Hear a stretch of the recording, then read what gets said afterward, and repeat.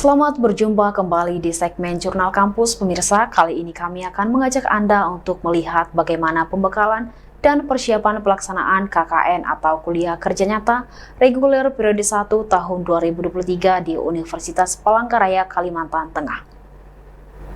Halo Sobat Jurnal Kampus, kembali lagi bersama saya Oliver Pati Telombanua dan rekan saya di program Jurnal Kampus. Kali ini kita sedang berada di Universitas Palangkaraya dan pemirsa Jurnal Kampus, KKN atau Kuliah Kerja Nyata adalah salah satu program mata kuliah wajib di beberapa universitas. Tidak tertutup kemungkinan Universitas Palangkaraya. Dan untuk teman-teman semua yang ingin mengikuti KKN tahun 2023 terkhusus di Universitas Palangkaraya, kami mengajak teman-teman untuk melihat bagaimana pembekalan untuk KKN reguler periode 1 tahun 2023 di Universitas Palangkaraya, tepatnya di LPPN. Bagaimana keseruannya? Yuk ikuti kami bersama.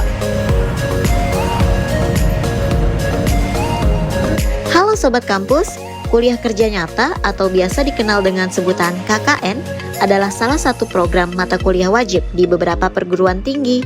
Bahkan program ini adalah salah satu persyaratan bagi mahasiswa untuk menyelesaikan studinya.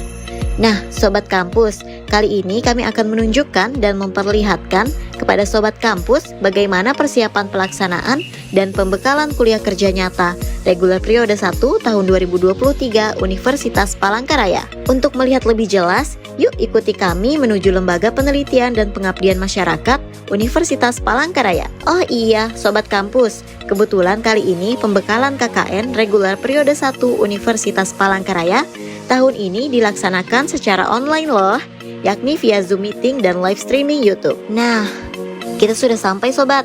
Kita akan masuk di ruang rapat LPPM UPR, tepatnya di mana tempat ini sebagai pusat pelaksanaan pembekalan online KKN kali ini. Baik pemirsa Jurnal Kampus, saat ini saya sedang berada di ruang rapat kantor LPPM Universitas Palangkaraya dan beginilah situasi atau suasana di mana pada saat ini hari ketiga pelaksanaan pembekalan KKN Universitas Palangkaraya periode 1 tahun 2023. Dan pada saat ini materi disampaikan langsung oleh pihak Kementerian Desa dari Jakarta, disampaikan langsung oleh Ibu Novita Riani selaku narasumber dari Kementerian Desa, ahli analisis dan kebijakan. Dan materi kali ini dimoderatori oleh Bapak Dr. Miar SEMSI selaku koordinator pusat LPPM Universitas Palangkaraya. Baik pemirsa, dalam penyampaian materi sesi pertama di hari ketiga ini, yaitu penguraian materi dari Ibu Novita Riani selaku narasumber dari Kementerian Desa, ahli analisis dan kebijakan. Beliau telah memaparkan tentang SDGs Desa, yaitu di mana SDGs Desa ini terdiri dari 18 poin yang telah dipaparkan. Dan tadi Ibu Riani juga menekankan kepada mahasiswa pada saat datang ke lokasi KKN untuk hal pertama yang diperhatikan adalah melihat baliho transparansi informasi, karena hal ini sangat perlu untuk melihat kinerja desa ketika nanti rekan-rekan mahasiswa melakukan KKN di lokasi di mana mereka ditempatkan.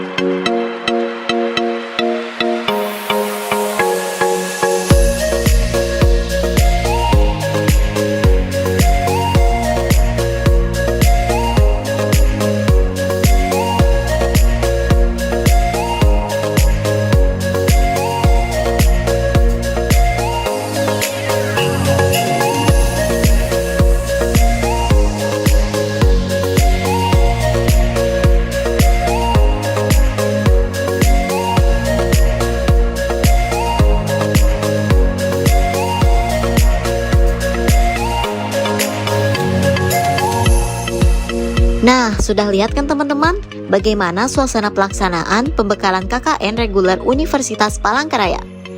Jangan di-skip dulu.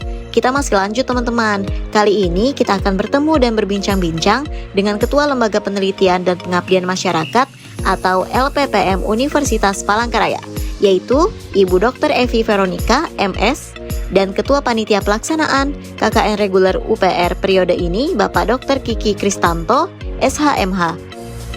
Kita akan kupas lebih dalam bagaimana pelaksanaan KKN reguler periode 1 ini di Universitas Palangkaraya.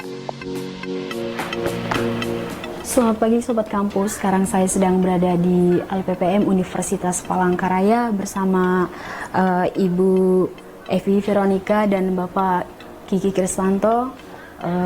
Hari ini kita akan membahas seputar KKN di tahun 2023 ini. Iya, KKN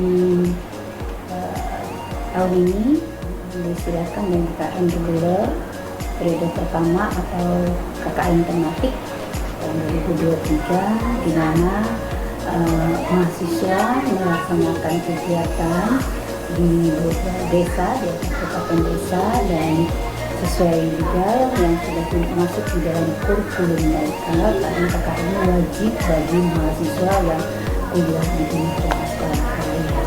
Targetnya ada beberapa mata sesuai dengan tema dan subtema, dengan beberapa program kerja yang sudah dipersiapkan oleh panitia dan tim dari KKN di LPPM Universitas Palangkaraya.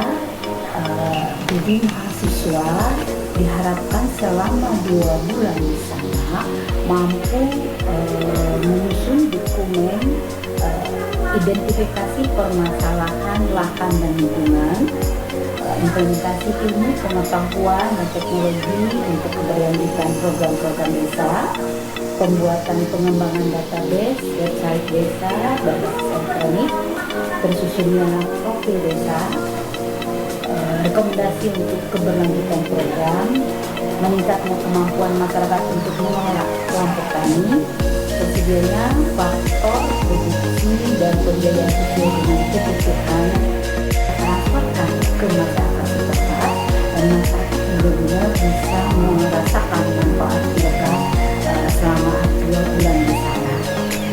Harapan saya juga mahasiswa bisa beradaptasi di sana dengan baik, membawa etika yang baik, supaya mereka membawa nama alma mater dengan baik, dan pulang juga terkesan baik dari masyarakat. Benar-benar merasakan bahwa terutama generasi muda ya, ada semangat untuk meningkatkan pendidikan. Kadang-kadang di desa susah ya mencari sekolah, misalnya saya lihat di kabupaten terbatas, dan dengan adanya mahasiswa itu memberi semangat mereka untuk meningkatkan pendidikan, karena saya merasa pendidikan itu sangat penting. Jadi untuk merubah atau meningkatkan kesejahteraan masyarakat, yang utama adalah SDM. Dengan pola pikir mereka berubah, dengan pendidikan mereka meningkat, berarti pola pikir mereka juga berubah. Otomatis pola pikir mereka berubah, kesejahteraan mereka juga pasti akan berubah. Itu perguruan tinggi terhadap bagaimana kita mencegah terjadinya kekerasan seksual yang dilakukan oleh mahasiswa atau terhadap mahasiswi, atau sebaliknya terhadap dosen terhadap mahasiswi dan seterusnya, gitu ya, dalam lingkup akademika. Kemudian kita juga membekali mahasiswa dengan materi terkait dengan sosialisasi bahaya narkoba. Kita kemarin mendatangkan pembicara dari BNN Provinsi. Kemudian kita membekali mahasiswa dengan materi terkait dengan pengelolaan dana desa. Kita mengundang narasumber dari BPKP Provinsi Kalimantan Tengah, perwakilan Kalimantan Tengah. Kemudian kita juga memberikan materi terkait dengan UMKM dan BUMDes, Badan Usaha Milik Desa, yang kita undang narasumbernya adalah dari Bangka, Kalimantan Kalimantan Tengah. Kemudian materinya terkait dengan pencegahan dan penanganan kebakaran hutan. Ya, pembicaranya Pak Dr. Asmi Yusuf yang beliau ini ahli atau berkompeten dalam terkait dengan kasus lain. Di hari kedua ada materi yang kita berikan untuk mahasiswa arah kebijakan pembangunan Kabupaten Banyumas. Nah, ini perlu kita sampaikan kenapa materi ini harus diberikan kepada mahasiswa, karena Kabupaten Banyumas ini salah satu tempat yang menjadikan lokasi KKN yang ada di mahasiswa kita. Nah, ini pembicaraannya kemarin perwakilan dari pemerintah daerah Kabupaten Banyumas yang langsung sampaikan oleh Wakil Bupati. Sangat memberikan wawasan baru bagi adik-adik mahasiswa terkait dengan arah pembangunan Kabupaten Banyumas. Ini jarang kalau Wakil Bupati itu akan memberikan materi di kegiatan pembekalan KKN. Kalau sebelum-sebelumnya mungkin diwakilkan, ya. Kalau ini langsung Wakil Bupati. Kemudian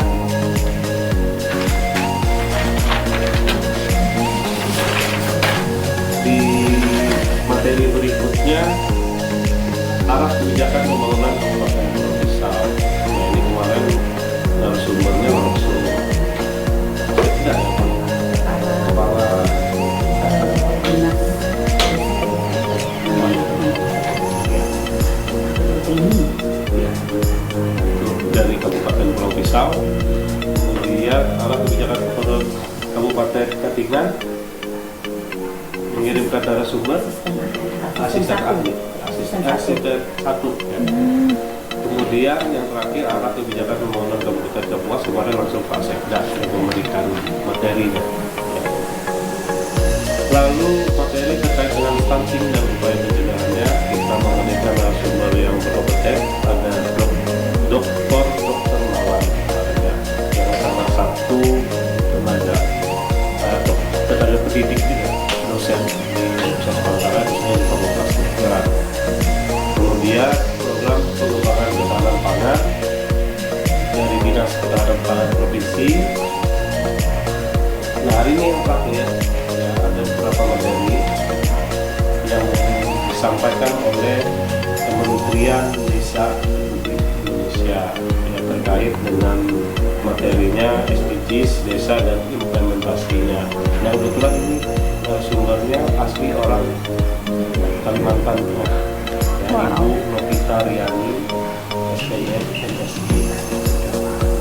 Nah, yang terakhir nanti penutupan kegiatan pembekalan. Nah, itu secara umum ya, materi-materi pembekalan yang kami berikan sebagai bekal bagi mahasiswa ketika dia terjun di lapangan nanti. Ya, dengan waktu yang sangat singkat ini diharapkan mahasiswa bisa menyerap, memperoleh informasi dari materi-materi yang disampaikan oleh para narasumber ini dan bisa mengimplementasikan apa yang sudah disampaikan tersebut ketika mereka terjun di lapangan dalam kegiatan KKN, melaksanakan program-program unggulan mereka, ya, sehingga program itu bisa mencapai target yang diinginkan, seperti yang sudah terjadi di Kabupaten Banyumas. Ada penurunan signifikan stunting dari 30% sekian itu menjadi 37 menjadi 70%. Itu sangat signifikan sekali.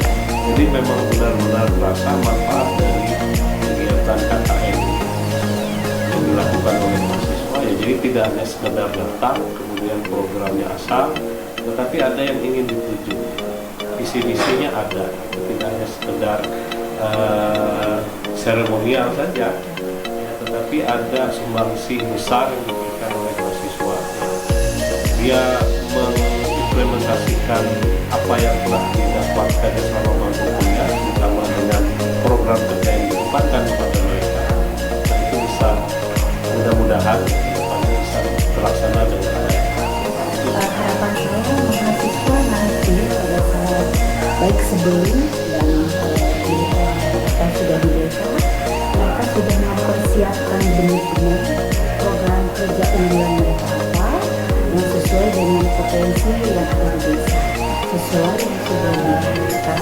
Seperti contoh yang dari Kemendes sudah memberi contoh bagaimana membuka profil desa, apa yang menjadi kebutuhan utama desa itu sudah kita lihat tadi, mungkin sudah ikut melihat ya bagaimana membuka profilnya, itu di mana yang masih merah, di mana yang harus diperbaiki, itu kelihatan.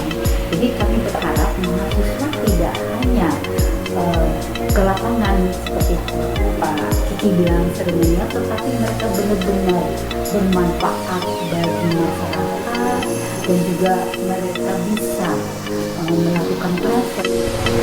Sobat Jurnal Kampus, demikian tadi bincang-bincang bersama Ibu Evi selaku Ketua LPPM Universitas Palangkaraya dan juga Bapak Kiki selaku Wakil Ketua Pelaksanaan KKN Reguler periode 1 Universitas Palangkaraya tahun 2023. Ya, baik untuk teman-teman yang ingin mengikuti KKN periode 1 Universitas Palangkaraya tahun 2023, tetap semangat untuk mengikuti KKN tahun 2023. Dan Sobat Jurnal Kampus, ikuti terus Jurnal Kampus setiap minggu pukul 18 waktu Indonesia Barat hanya di Jurnal TV Kalimantan Tengah. Sampai jumpa. Nah, itu dia Sobat Kampus, pemaparan dari Ibu Evi Veronica dan Bapak Kiki Kristanto terkait seputar pelaksanaan KKN reguler periode 1 tahun 2023 Universitas Palangkaraya.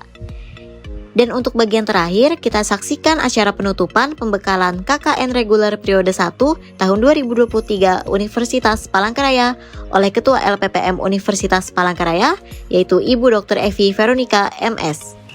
Atau dari LPPM. Sebelum kita mengakhiri dari pembekalan ini, perlu kembali kami ingatkan kepada anak-anak kami mahasiswa bahwa kegiatan KKN kita ini sampai bulan Agustus, sekitar tanggal 19, tapi untuk keberangkatannya secara belum ada ketetapannya, karena itu tentatif ya Pak, karena kita sambil menunggu anggaran kita keluar karena ada banyak hal yang harus kita persiapkan. Tetapi tidak menutup kemungkinan bagi anak-anak kami dan Bapak Ibu DPL untuk mempersiapkan keberangkatan itu. Mungkin perlu nanti ada pertemuan antara mahasiswa dan DPL-nya untuk membuat program apa yang akan mereka lakukan di lapangan nanti atau di desa pada saat ber-KKN itu. Nah, mungkin nanti juga mereka bisa membuka sesuai aplikasi yang sudah disampaikan oleh Bu Novita, apa sih kebutuhan utama di desa tersebut. Nah, ini bisa langsung dilihat. Nah, ini bisa menjadi program dan juga terutama adalah program dari pemerintah daerah tersebut. Dan kami ingat kembali kepada anak-anak kami mahasiswa untuk kalau ada minat atau niat keinginan untuk bersinergi dengan NBKM, nanti ada formulir ya, isian yang bisa diisi dan perlu didiskusikan juga kepada ketua program studinya supaya bisa mengikuti program MBKM atau